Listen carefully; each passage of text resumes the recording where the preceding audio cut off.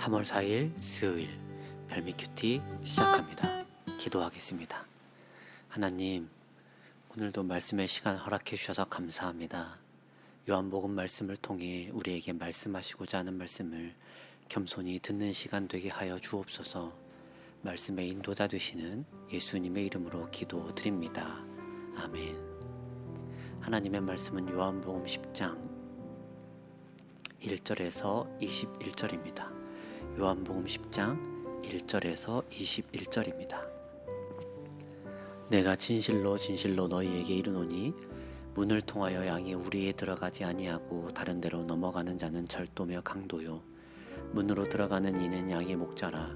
문지기는 그를 위하여 문을 열고 양은 그의 음성을 듣나니 그가 자기 양의 이름을 각각 불러 인도하여 내느니라.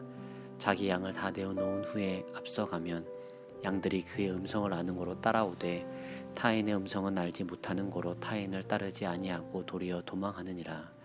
예수께서 이 비유로 그들에게 말씀하셨으나 그들은 그가 하신 말씀이 무엇인지 알지 못하니라.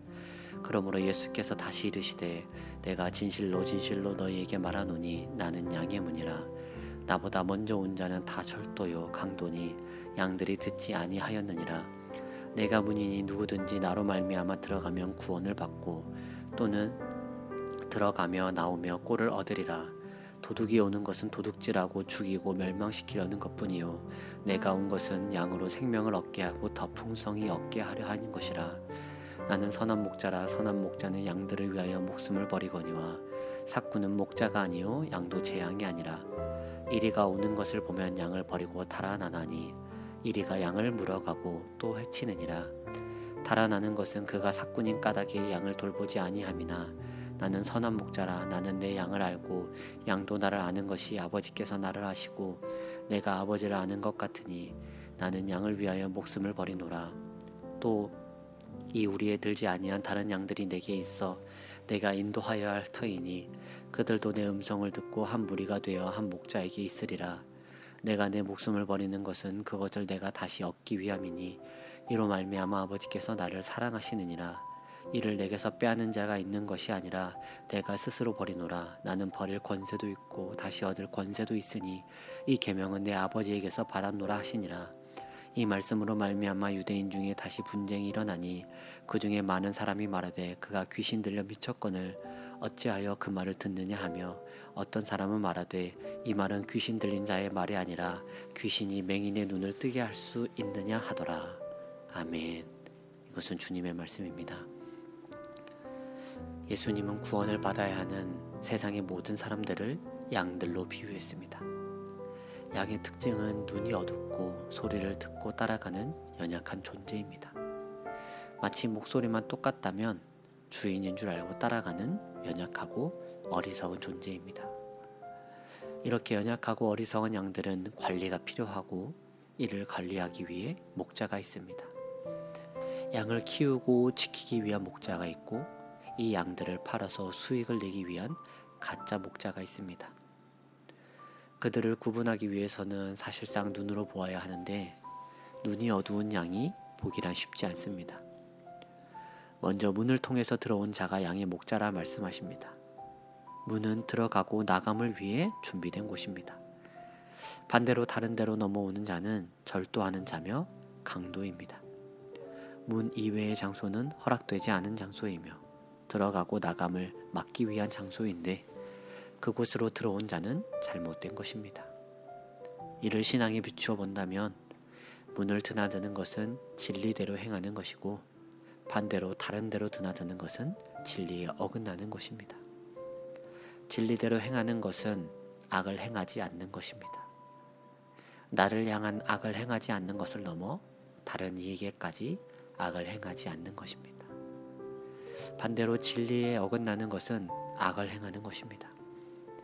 멀쩡한 문이 아닌 담을 넘었다는 것은 정정당당할 수 없는 무언가, 그리고 들키면 안 되는 무언가를 행해야 하는 악의 모습이기 때문입니다.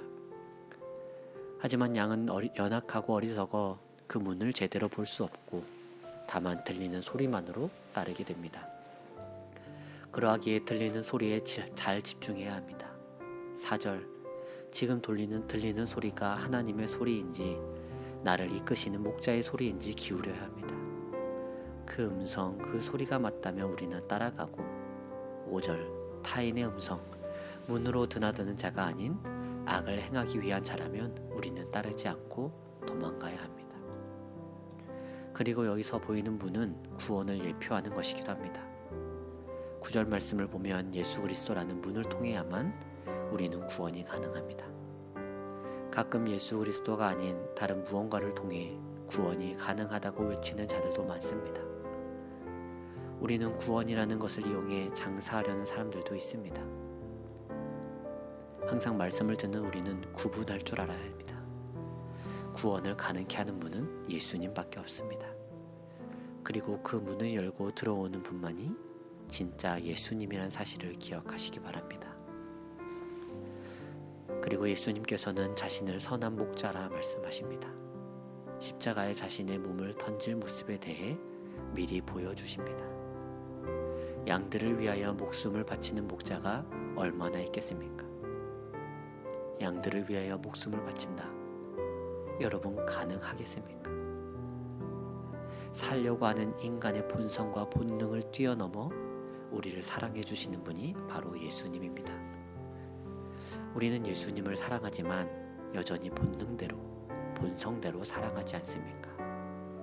다 드릴 수 있을 것 같지만 여기까지. 다 따를 수 있을 것 같지만 여기까지. 그리고 결국에는 하나님보다 나 스스로가 더 소중한 사람입니다.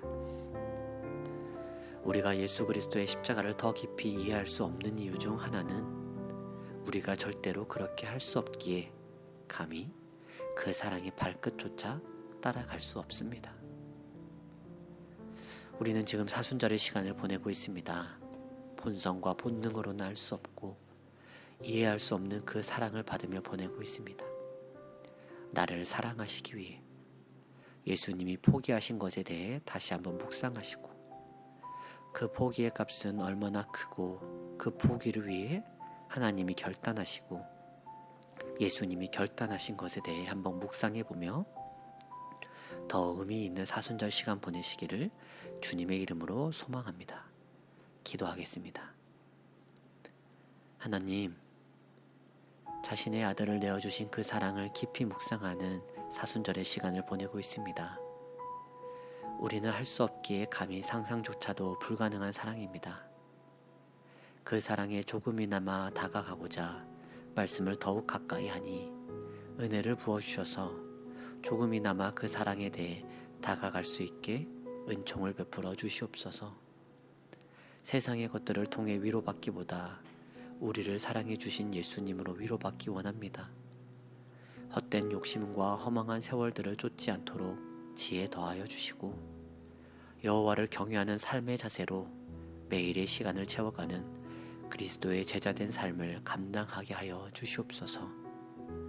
오늘도 우리를 향해 문을 활짝 열어주시고 사랑으로 불러주시는 예수님의 이름으로 기도합니다. 아멘. 계속해서 묵상과 기도로 하나님 앞에 나아가겠습니다.